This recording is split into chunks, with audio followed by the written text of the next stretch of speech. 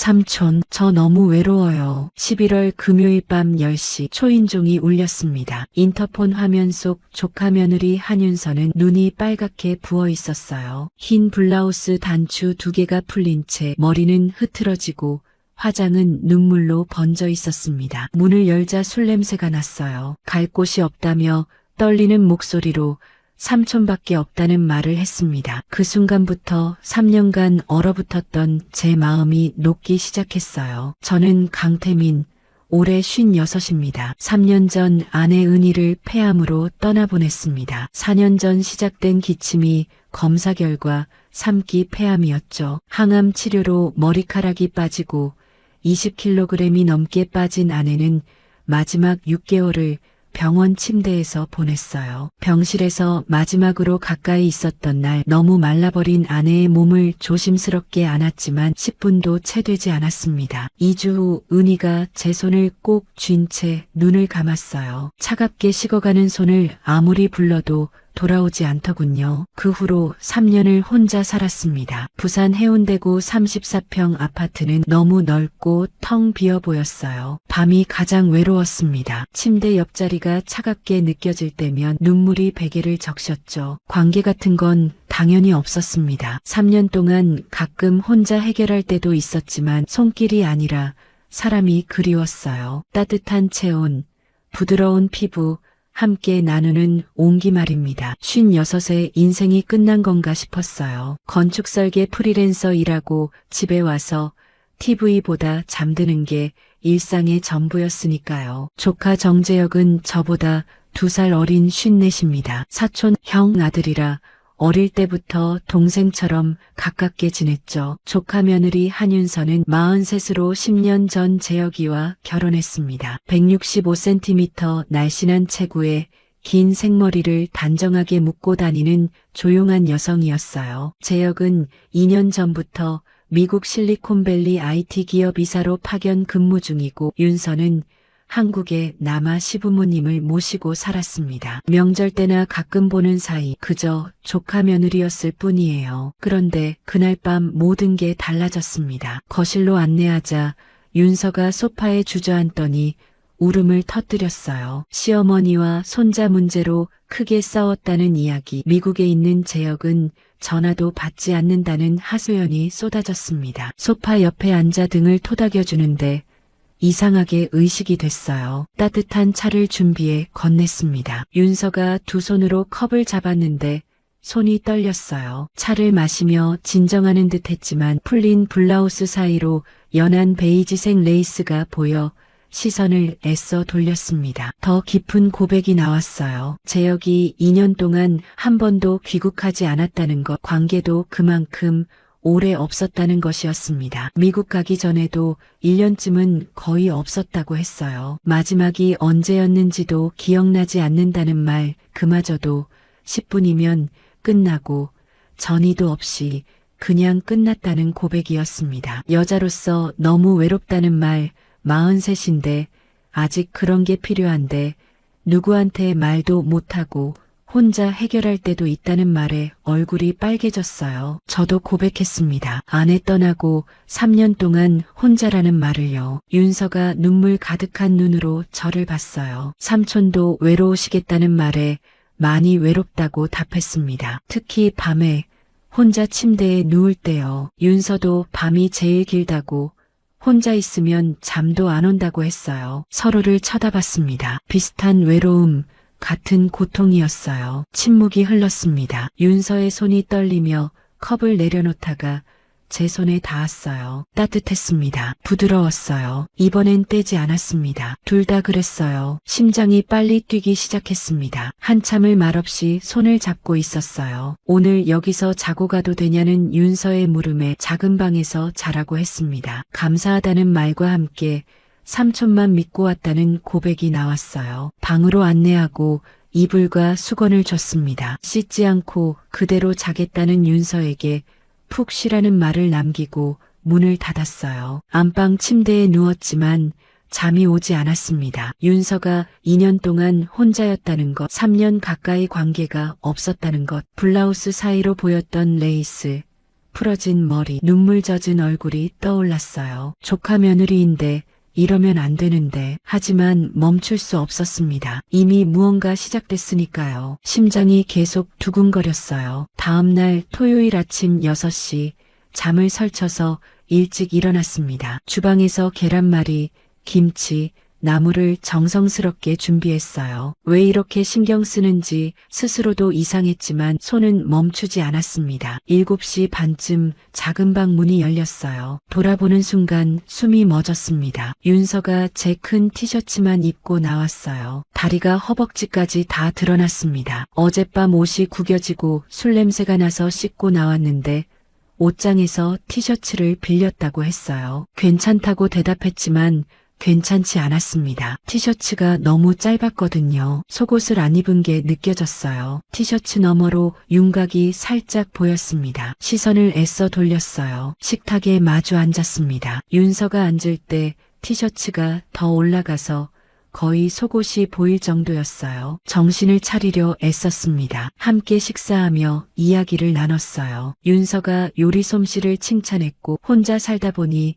배웠다고 답했습니다. 아내 이야기가 나왔을 때 잠시 침묵이 흘렀어요. 많이 보고 싶냐는 물음에 특히 밤에 그렇다고 답했습니다. 윤서도 재혁이 보고 싶긴 한데 요즘은 잘 모르겠다고 전화도 안 받고 영상 통화도 피한다고 했어요. 2년 동안 한 번도 오지 않았다며 눈물이 글썽거렸습니다. 식사 후 설거지를 함께 했어요. 좁은 싱크대에서 나란히 서자 몸이 자꾸 스쳤습니다. 윤서의 향기가 났어요. 샴푸 향, 비누 향, 그리고 제 티셔츠에서 나는 섬유유연제 향이었습니다. 이상하게 좋았어요. 설거지를 끝내고 손을 닦는데 윤서가 저를 쳐다봤습니다. 가까운 거리였어요. 자주 와도 되냐는 물음이 나왔습니다. 삼촌이랑 같이 있으면 마음이 편하다고, 집에 있으면 너무 외롭고 힘든데 여기 오면 편안하다는 말이었어요. 언제든지 오라고 했습니다. 저도 좋다고,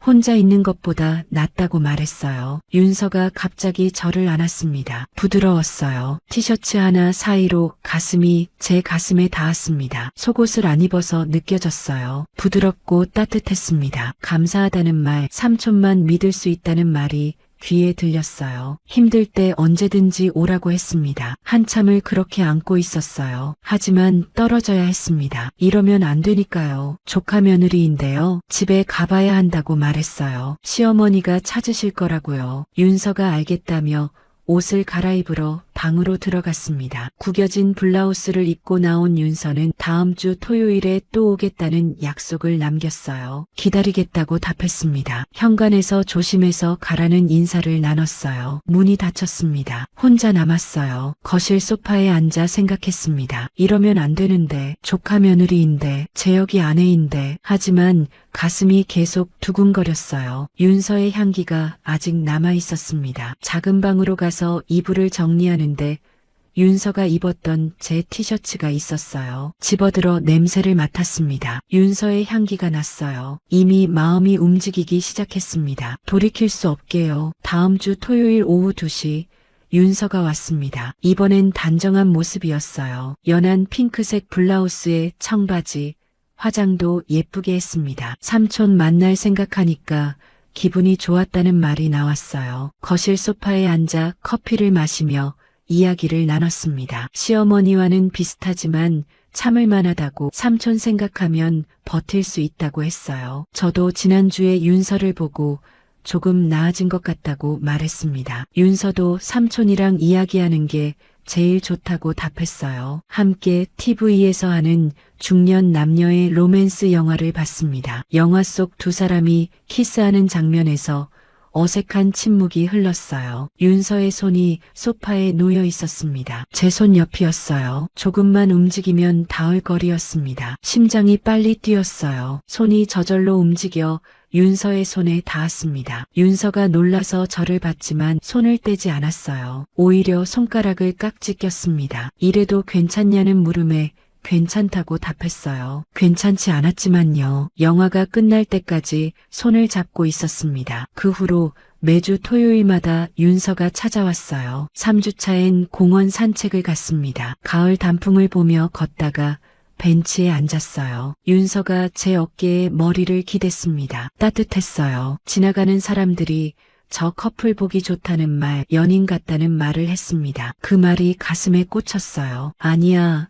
우리는 조카 며느리와 삼촌인데. 하지만 나쁘지 않았습니다. 4주차 토요일 저녁엔 윤서가 파스타를 만들어줬어요. 함께 요리하고 와인을 마시며 저녁을 먹었습니다. 식사 후 밤 공원을 산책했어요. 윤서가 제 팔에 팔짱을 꼈습니다. 춥다고 했어요. 팔에 느껴지는 윤서의 가슴이 부드러웠습니다. 집으로 돌아와 현관 앞에서 서로를 쳐다봤어요. 가까운 거리였습니다. 키스할 수 있는 거리였어요. 하지만 들어가라고 했습니다. 문을 닫고 벽에 기댔어요. 거의 키스할 뻔했습니다. 5주차 토요일 밤 윤서가 불고기와 된장찌개 그리고 와인을 가져왔어요. 함께 식사하며 와인을 마셨습니다. 한 잔, 두 잔, 세 잔. 점점 취했어요. 윤서가 진짜 고백하겠다고 했습니다. 삼촌을 좋아한다고, 남자로서 좋아한다는 고백이었어요. 심장이 멎었습니다. 이러면 안 된다고.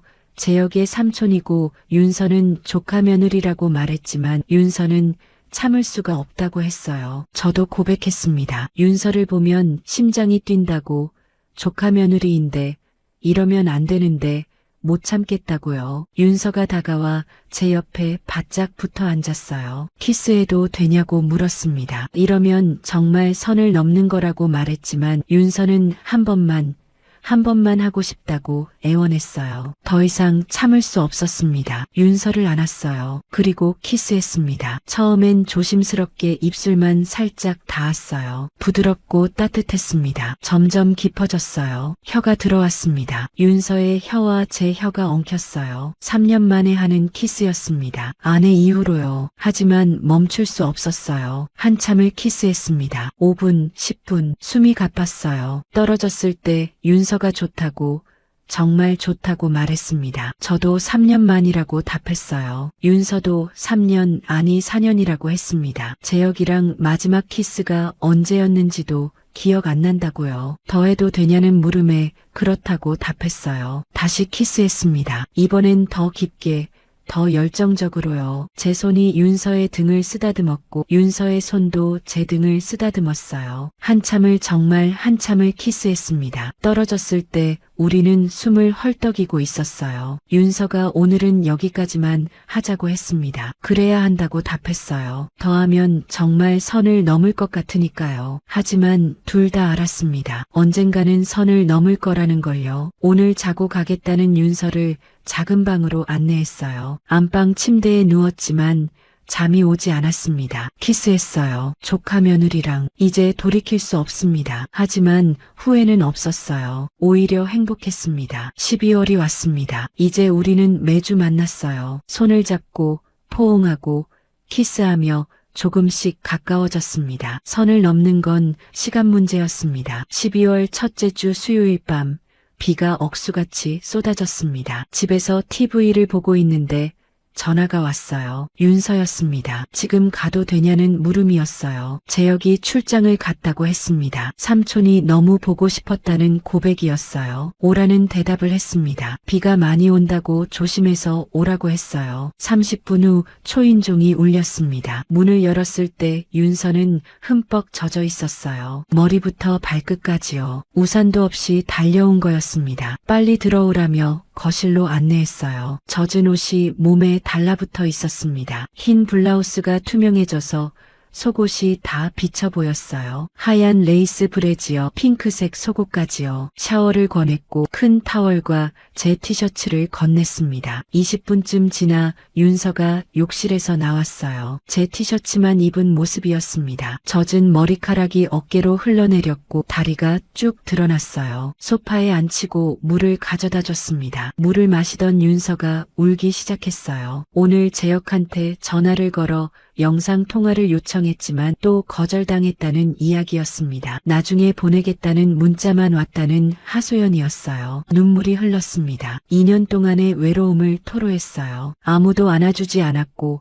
아무도 만져주지 않았다는 고백이었습니다. 43세 여자로서 아직 그런 것들이 필요한데 혼자 견뎌야 했다는 절규였어요. 윤서가 제게 안겼습니다. 간절히 안아달라는 눈빛이었어요. 꼭 안아줬습니다. 따뜻했어요. 티셔츠 하나 사이로 몸이 느껴졌습니다. 부드러웠어요. 윤서가 떨리는 목소리로 오늘 선을 넘고 싶다는 의사를 밝혔습니다. 심장이 멎었어요. 정말 괜찮은지 물었습니다. 괜찮다는 대답과 함께 2년 동안의 외로움, 삼촌만 있으면 괜찮을 것 같다는 고백이 나왔어요. 조카 며느리와 삼촌 사이라는 관계를 상기시켰지만 윤서는 알면서도 더 이상 참을 수 없다며 간청했습니다. 눈물 가득한 윤서의 눈빛이 모든 걸 말해주고 있었어요. 더 이상 참을 수 없었습니다. 깊은 키스가 시작됐어요. 소파에 함께 앉아 서로의 몸을 탐색했습니다. 제 손이 윤서의 등을,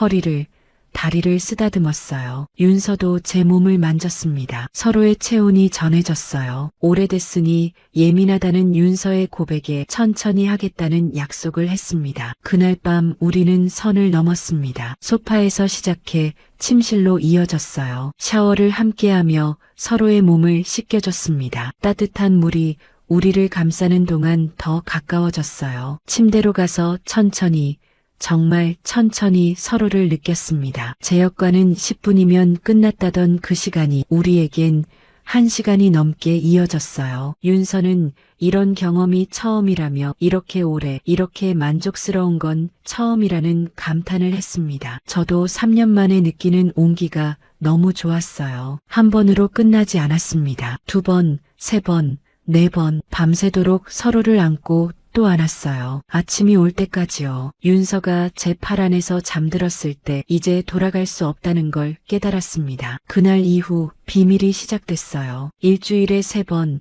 화요일, 목요일, 토요일, 시어머니가 교회 가는 날, 친구 만나는 날마다 윤서가 찾아왔습니다. 올 때마다 우리는 서로를 갈망했어요. 현관문이 닫히기 무섭게 키스하고 침실로 가서 서로의 몸을 탐했습니다. 매번 1시간이 넘게 이어졌어요. 윤서는 제 역과는 느껴본 적 없는 만족감이라는 감상을 밝혔습니다. 저도 아내 이후로 이렇게 뜨겁게 누군가를 안아본 적이 없었어요. 12월이 지나고 1월이 되었습니다. 새해가 밝았지만 우리의 관계는 멈추지 않았어요. 어느 화요일 밤 한창 서로를 느끼고 있는데 윤서의 전화가 울렸습니다. 재혁이었어요. 무시하자는 제 말에도 계속 울려서 나중에 받기로 했습니다. 끝나고 윤서가 재혁한테 전화를 걸었어요. 삼촌네에 반찬을 갖다 드리러 왔다는 거짓말을 했습니다. 삼촌이 잘 계시냐는 재혁의 물음에 잘 계신다는 대답을 하는 윤서를 보며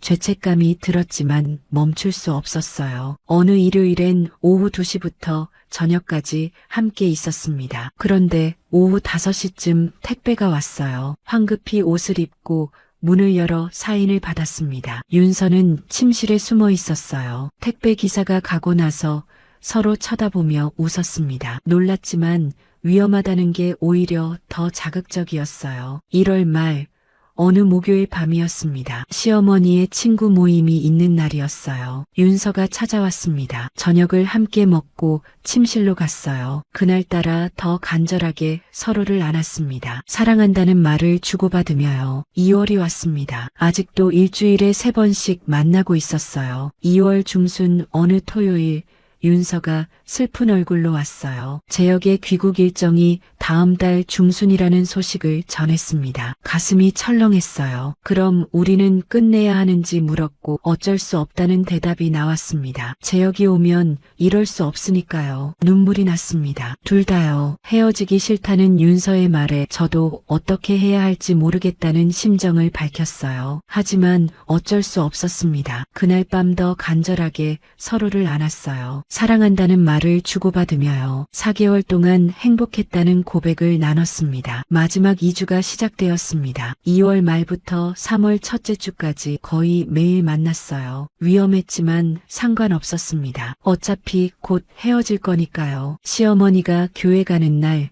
친구 만나는 날, 심지어 낮에도 몰래 만났어요. 매번 서로를 안으며 사랑한다는 말을 반복했습니다. 3월 첫째 주 토요일이 왔습니다. 재혁이 돌아오기 일주일 전이었어요. 마지막 밤이었습니다. 오늘이 마지막이라는 윤서의 말에 알고 있다는 대답을 했어요. 잊지 못할 거라는, 평생 기억할 거라는 말을 나눴습니다. 그날 밤 밤새도록 서로를 안았어요. 1번, 2번, 3번, 4번, 5번, 아침까지요. 사랑한다는 말을 계속 주고받았습니다. 정말 사랑한다는, 행복했다는 고백이었어요. 새벽 5시쯤 침대에 나란히 누워 있었습니다. 윤서가 제 손을 꼭 잡으며 말했어요. 평생 잊지 못할 거라고요. 저도 그렇다고 답했습니다. 4개월이 짧았지만 제 인생에서 가장 행복한 시간이었다고요. 마지막 키스를 나눴습니다. 길고 깊게요. 안녕이라는 인사를 나눴어요. 윤서가 눈물을 흘리며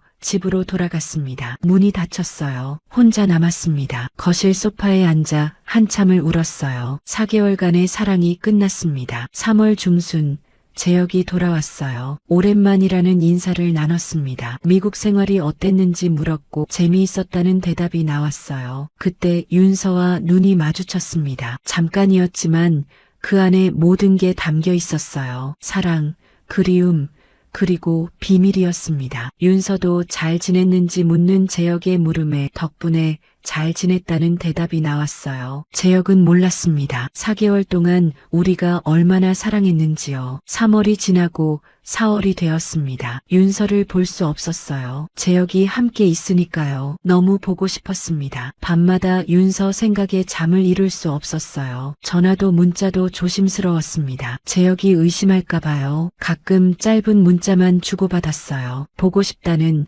사랑한다는 짧은 말들이었습니다. 한 달이 지나고 2달째로 접어들었습니다. 4월 말이 되었어요. 견딜 수 없을 것 같았습니다. 4개월 동안 일주일에 3번씩 만나다가 갑자기 보지 못하니 숨이 막힐 것 같았어요. 윤서도 힘들 거라는 생각이 들었습니다. 하지만 어쩔 수 없었어요. 5월 초 드디어 윤서한테서 연락이 왔습니다. 재혁이 일주일 출장을 간다는 소식이었어요. 오늘 밤 만날 수 있냐는 물음에 당연하다는 대답을 했습니다. 목소리가 떨렸어요. 2개월 만이었으니까요. 그날 밤 윤서가 왔어요. 문을 열자마자 서로 안았습니다. 말없이요. 그냥 꼭 안고만 있었어요. 한참을요. 키스했습니다. 깊게요. 2개월 동안 참았던 그리움이 쏟아졌어요. 눈물이 났습니다. 둘 다요. 너무 보고 싶었다는 말을 주고받았습니다. 침실로 갔어요. 그날 밤 그 어느 때보다 간절하게 서로를 안았습니다. 1번,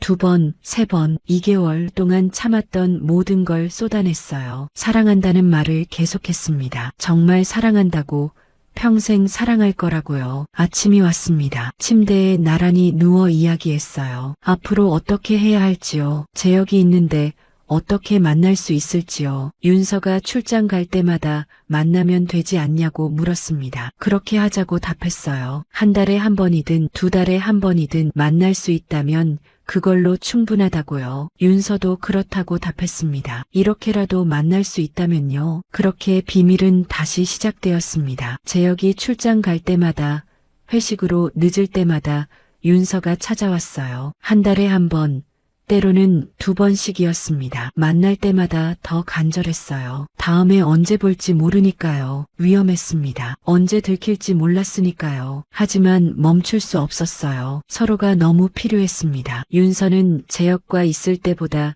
삼촌과 있을 때가 더 행복하다는 심경을 밝혔어요. 저도 그랬습니다. 아내를 잃고 3년 동안 외로웠는데 윤서를 만나고 다시 살아있음을 느꼈으니까요. 조카 며느리와 삼촌의 금기의 사랑, 비밀은 계속되고 있었습니다. 5월부터 여름이 시작되었습니다. 재혁의 출장이나 회식으로 시간이 날 때마다 윤서가 찾아왔어요. 한 달에 한 번, 운이 좋으면 2번씩이었습니다. 만날 때마다 더 간절했어요. 다음에 언제 볼지 모르니까요. 한 번 만날 때마다 밤새도록 서로를 안았습니다. 아침이 올 때까지요. 사랑한다는 말을 계속 주고받았어요. 6월 어느 토요일 재혁이 2박 3일 출장을 간다는 소식에 윤서가 왔습니다. 오늘은 아침까지 함께 있을 수 있었어요. 현관문을 열자마자 키스했습니다. 깊고 길게요. 한 달 만이었으니까요. 침실로 가서 천천히 옷을 벗었어요. 서로의 몸을 탐색하며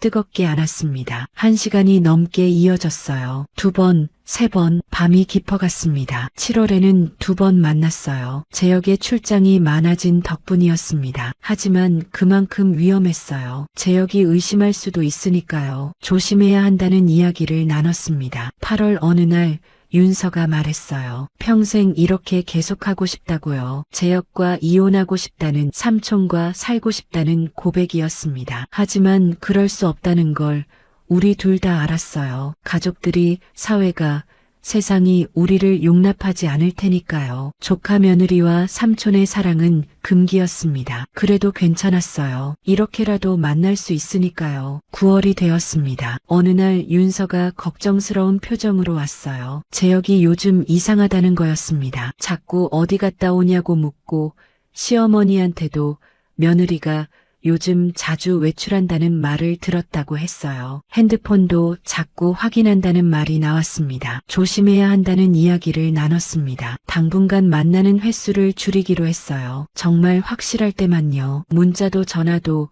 최소한으로만 하기로 했습니다. 9월 중순 더 큰 위기가 찾아왔습니다. 윤서가 다급한 목소리로 전화했어요. 재혁이 탐정을 고용했다는 거였습니다. 정말 바람을 피우는지 확인하고 싶다고 했다는 말이었어요. 탐정이 윤서를 미행한다는 소식이었습니다. 당분간 절대 만나면 안 된다는 윤서의 경고였습니다. 가슴이 철렁했어요. 들킬 뻔했구나 싶었습니다. 알겠다는 대답을 했어요. 조심하라고, 연락도 최소한으로만 하자고 말했습니다. 문자도 전화도 위험하니 정말 급할 때만 하자고요. 윤서가 알겠다고, 정말 조심하겠다고 답했어요. 탐정이 따라다니는 동안엔 절대 이상한 행동하지 않겠다고 했습니다. 그렇게 한 달이 지났습니다. 10월 내내 윤서를 보지 못했어요. 문자도 거의 주고받지 못했습니다. 재혁이 윤서의 핸드폰을 수시로 확인했거든요. 탐정이 따라다니고 있을지도 몰랐어요. 한 번은 윤서가 교회 간다고 나갔는데 정말 탐정이 따라왔다는 문자를 보냈습니다. 정말 위험했어요. 너무 힘들었습니다. 매일 밤 윤서 생각에 잠을 설쳤어요. 이렇게 끝나는 건가 싶었습니다. 거의 1년을 사랑했는데요. 들키지 않고 무사히 넘어갈 수 있을까요? 윤서는 괜찮을까요? 매일 걱정뿐이었습니다. 10월 말 윤서한테서 짧은 문자가 왔어요. 탐정이 아직도 따라다닌다는 내용이었습니다. 조심하고 있다고, 걱정하지 말라고 했어요. 하지만 걱정하지 않을 수 없었습니다. 11월 초가 되었습니다. 여전히 만날 수 없었어요. 11월 중순 드디어 윤서한테서 연락이 왔습니다. 재혁이 탐정을 그만뒀다는 소식이었어요. 한 달 반 동안 미행했지만 아무것도 나오지 않았다고 했습니다. 윤서가 정말 조심했던 덕분이었어요. 탐정은 바람 피우는 게 아니라 그냥 혼자 시간을 보내는 것 같다고 보고했다고 했습니다. 교회도 가고 백화점도 가고 카페에서 혼자 차도 마시고 그런 평범한 일상만 보였다고요. 다시 만날 수 있냐는 물음에 그렇다는 대답을 했어요. 하지만 조심해야 한다는 이야기를 나눴습니다. 재혁이 여전히 의심하고 있으니까요. 앞으로는 한 달에 한 번, 정말 확실할 때만 만나기로 했어요. 욕심내지 말자고요. 들키면 모든 게 끝나니까요. 11월 말 윤서가 왔습니다. 한 달 반만이었어요. 문을 열자마자 서로 안았습니다. 말없이요. 눈물이 났어요. 둘 다요. 너무 보고 싶었다는 말을 주고받았습니다. 정말 끝나는 줄 알았다는 고백이 나왔어요. 그날 밤 그 어느 때보다 간절하게 서로를 안았어요. 한 달 반 동안 참았던 그리움을 모두 쏟아냈습니다. 사랑한다는 말을 계속했어요. 정말 사랑한다고, 평생 사랑할 거라고요. 한 번, 2번, 3번 밤새도록 서로를 안았습니다. 새벽에 침대에 나란히 누워 이야기했어요. 앞으로는 더 조심해야 한다고, 한 달에 한 번만 만나자고요. 윤서가 알겠다고, 그것만으로도 충분하다고 답했습니다. 12월이 왔습니다. 작년 12월 그 비오는 밤 이후로 정확히 1년이 지났어요. 윤서와 저는 여전히 비밀 속에서 만나고 있었습니다. 위험하지만, 힘들지만 멈출 수 없었어요. 서로가 너무 필요했으니까요. 12월 중순 어느 토요일 밤이었습니다. 재혁이 2박 3일 해외 출장을 간다는 소식에 윤서가 찾아왔어요. 오늘은 아침까지 함께 있을 수 있었습니다. 현관문을 열자마자 키스했어요. 깊고 길게요. 1년이 지났지만 여전히 서로가 그리웠으니까요. 침실로 갔습니다. 천천히 옷을 벗었어요. 서로의 몸을 탐색하며 1년 전 그날 밤처럼 뜨겁게 안았습니다. 1시간이 넘게 이어졌어요. 윤서는 여전히 이런 만족감은 처음이라며 감탄했습니다. 재혁과는 비교할 수 없다고, 삼촌과 있을 때가 가장 행복하다고 말했어요. 2번, 3번, 밤이 깊어갔어요. 새벽 2시쯤 침대에 나란히 누워 있었습니다. 윤서가 제 가슴에 머리를 기댄 채 물었어요. 앞으로 어떻게 될 것 같은지요? 모르겠다는 대답을 했습니다. 솔직히 모르겠다고요. 이 비밀이 언제까지 계속될지, 언제 들킬지, 어떻게 끝날지요. 하지만 지금 이 순간은 행복하다는 고백을 했습니다. 윤서도 같은 마음이었어요. 후회하냐는 윤서의 물음에 단 한 번도 후회한 적 없다는 대답을 했습니다. 윤서를 만난 게 제 인생에서 가장 행복한 일이라는 고백이었어요. 윤서도 같은 심정이라는 대답이 나왔습니다. 삼촌을 만나지 못했다면 어떻게 살았을지 모르겠다고, 삼촌 덕분에 살아갈 힘을 얻었다고 말했어요. 우리는 알고 있었어요. 이 사랑이 영원히 계속될 순 없을지도 모른다는 걸요. 언젠가는 끝날 수도 있다는 걸요. 하지만 지금 이 순간만큼은 서로의 것이라는 걸 알았습니다. 그래서 더 간절하게 안았습니다. 다시 키스했어요. 그리고 또 서로를 안았습니다. 4번째, 5번째, 아침이 올 때까지요. 58배 삼촌과 45의 조카 며느리. 금기의 사랑은 지금도 계속되고 있습니다. 비밀 속에서요. 위험하지만 멈출 수 없는, 서로가 서로에게 필요한 그런 사랑입니다. 앞으로 어떻게 될지 모릅니다. 들킬 수도 있고 평생 비밀로 남을 수도 있어요. 하지만 후회는 없습니다. 윤서를 만난 게 제 인생에서 가장 행복한 일이었으니까요. 한 달에 한 번, 때로는 2달에 한 번, 우리는 여전히 만나고 있습니다. 재혁의 출장이나 회식으로 시간이 날 때마다요. 만날 때마다 더 간절하게 서로를 안아요. 사랑한다는 말을 주고받으며요. 그렇게 우리의 이야기는 계속됩니다. 지금도, 이 순간에도 말입니다. 여기까지가 58 삼촌과 45 조카 며느리의 이야기였습니다. 인생의 황혼기에 찾아온 뜨거운 사랑, 금기를 넘어선 위험한 관계였습니다. 두 사람은 지금도 비밀 속에서 서로를 안고 있습니다. 세상의 시선을 피해 위험을 무릅쓰고요. 때로는 사랑이 도덕보다 강할 때가 있습니다. 외로움이 이성을 무너뜨릴 때가 있어요. 그것이 옳은지 그른지는 누구도 쉽게 판단할 수 없을 것입니다. 노후의 여정은 누구에게나 외롭습니다. 하지만 그 외로움 속에서 누군가를 만나 위로받고 또 위로하는 것, 그것이 비록 세상이 허락하지 않는 사랑이라 할지라도 그들에게는 살아가는 이유가 되었습니다. 인생의 후반부에서 맞이한 뜨거운 감정, 숨겨야만 하는 관계 속에서도 그들은 행복을 느꼈습니다. 후회 없는 사랑이었으니까요. 나이가 들어서도 사랑은 가능합니다. 누군가를 갈망하고 누군가에게 필요한 존재가 되는 것, 그것이 바로 살아있음을 느끼게 하는 것입니다. 여러분은 어떻게 생각하시나요? 지금까지 긴 이야기 들어주셔서 진심으로 감사드립니다. 구독과 좋아요는 저에게 큰 힘이 됩니다. 알림 설정 꼭 눌러주시고 다음 이야기도 함께 해주세요. 영상이 재미있으셨다면 댓글로 지금 어디에서 시청 중이신지 알려주시면 감사하겠습니다. 부산에서, 서울에서, 대구에서, 인천에서, 광주에서, 대전에서, 혹은 제주도에서, 아니면 해외 어디선가 이 이야기를 듣고 계신 여러분 모두에게 따뜻한 위로가 되었기를 바랍니다. 노후의 여정은 길고도 외롭습니다. 하지만 그 속에서 찾은 작은 행복, 누군가와 나누는 따뜻한 순간들이 우리를 살아가게 합니다. 여러분 모두의 노후에도 따뜻한 사랑과 행복이 함께 하시길 바랍니다. 외로움 속에서도 희망을 잃지 마시고 언제나 사랑할 수 있는 용기를 가지시길 바랍니다. 다음 이야기로 또 찾아뵙겠습니다. 감사합니다. 감사합니다. 감사합니다.